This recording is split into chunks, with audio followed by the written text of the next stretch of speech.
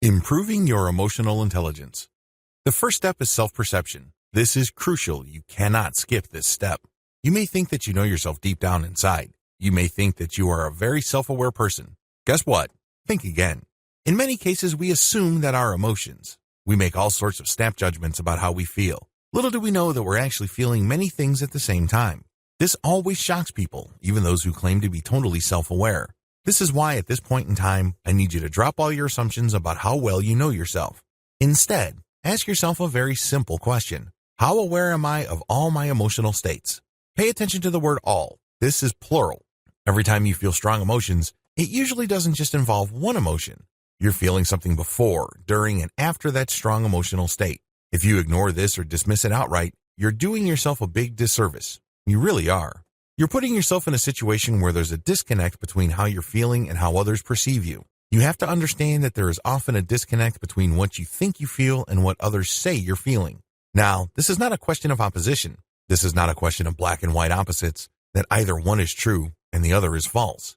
Instead, this is a question of seeing the big picture. For example, you're feeling depressed that your ex-girlfriend is going out with somebody else. But if you dig deep enough, you're not just feeling sadness. You're also feeling nostalgia and a sense of disappointment in yourself because you did not treat her better. You may even be feeling angry at yourself. There are so many different emotions that are going on. It's kind of like a tossed salad. There are many different layers to this emotional state that you're in. It would help tremendously if you consult with other people to get the view from outside. You may feel just totally depressed, but it may well turn out that there are other things going on. If you are aware of these and you are able to overcome your own sense of denial, then you become less disconnected. You will be able to clearly express your emotions better. But most importantly, you will become more aware of what you are truly feeling in any point in time. The problem of denial. Why do people play the denial game? Why do people lie to themselves? Well, a part of that is due to the fact that we are playing to the crowd. For example, guys are not supposed to feel sad. You're supposed to be tough, independent, and autonomous. Negative feelings should slide off you like water off a duck's back. Similarly, if you're female, you're supposed to feel empathetic. You're supposed to be compassionate.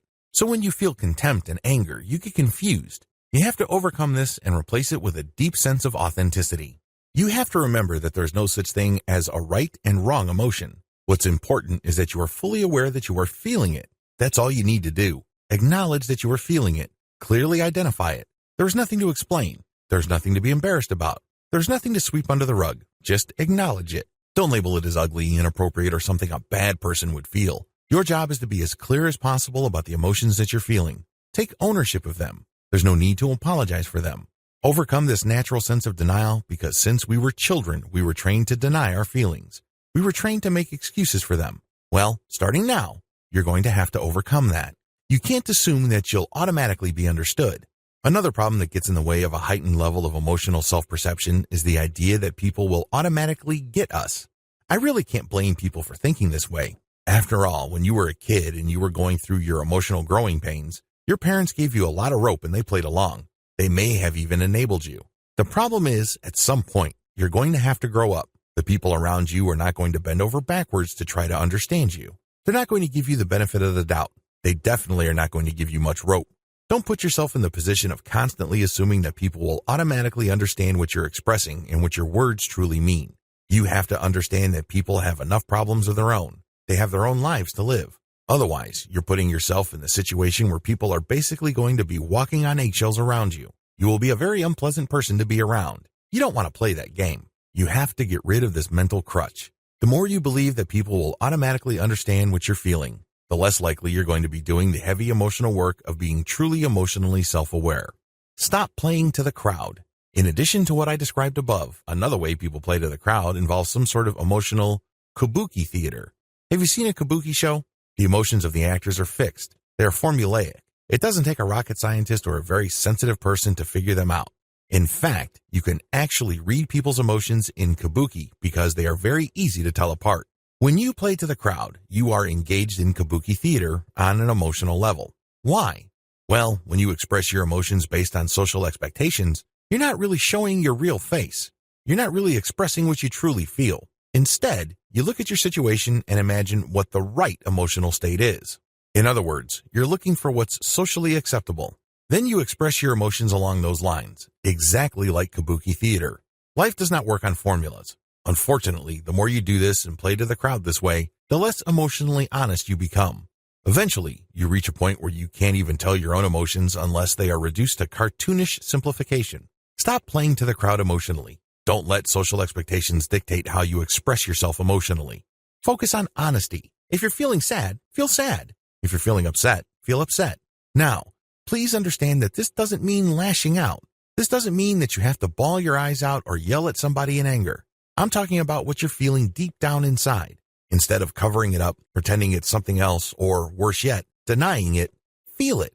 Honesty is its own reward. If you keep covering up what you're feeling, the only person you're fooling is yourself.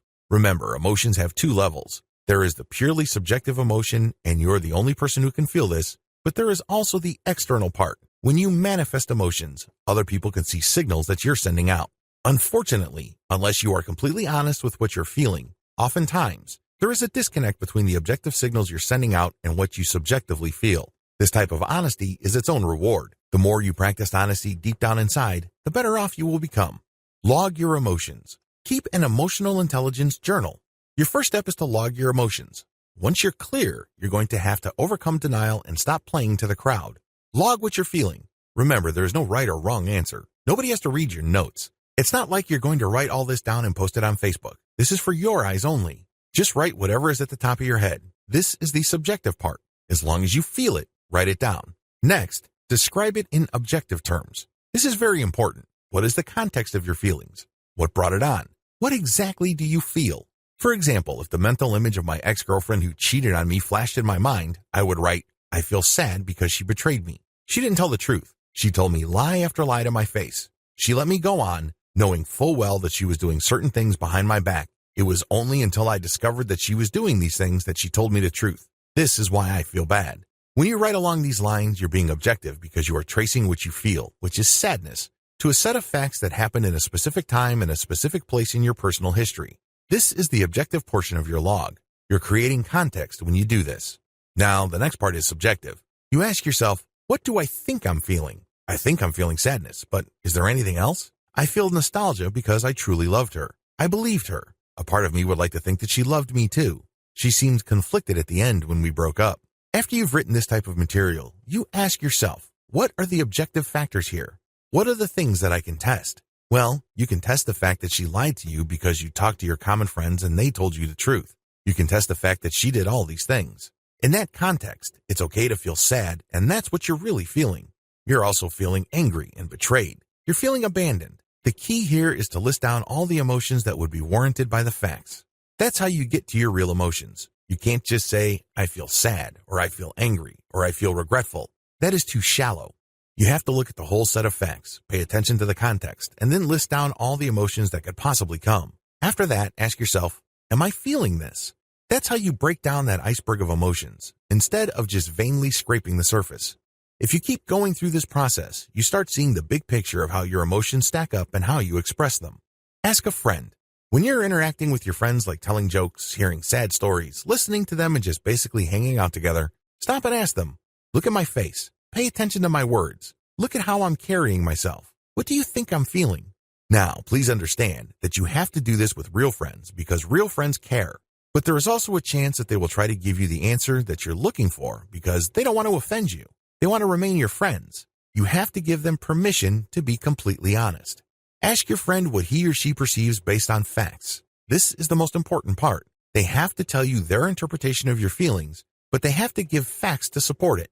Maybe they would say, yeah, I saw you smirking, so I think that you were upset when we were talking about your ex-girlfriend. I saw you with a smile in your eyes when you're talking about Jennifer. Maybe you really enjoyed being friends with that classmate of yours, and so on and so forth. The key here is to get them to say facts. Remember, it's not going to help you if your friend just says, well, I think you're still feeling guilty about what you did to Eduardo 20 years ago. That doesn't help because it's purely subjective. Who knows how they came up with that conclusion? So, ask for facts. What you're doing is you're trying to correlate what you're subjectively feeling with what your friend perceives objectively. This goes a long way in fixing that disconnect that I described earlier. Train yourself. Now that you have logged your emotions and asked friends, you should have enough information regarding whatever disconnect may exist between your subjective feelings and how you externalize or communicate these feelings. At the very least, you would be more aware of the emotional signals that you are sending out. Armed with this information, you can ask yourself what the objective parameters are of certain emotions. What kind of emotional range do I normally exhibit when I'm feeling these certain types of strong emotions? Sadness, happiness, joy, anger, shock, guilt, regret, etc. Remember, strong emotions often happen within a range. It's not just one emotion that you're feeling. Now that you have a fairly clear understanding of your range of emotions and the objective parameters for those, what they're supposed to look like, and how you communicate them, the next step is to train yourself to emote in objectively clear terms. It's very important to then look at the range of emotions and be as clear about them as you can. This way, when you feel sad, people perceive that you are sad. Not shocked, not nostalgic, not guilty, but sad. If you're upset and angry, that's what people should perceive you as. You have to train yourself on 2 levels. You have to learn how to emote the emotions that you're feeling in clear terms objectively, so people are less likely to misread you. This, of course, assumes that you learned an earlier lesson, which is that you're fully in tune with what you're feeling.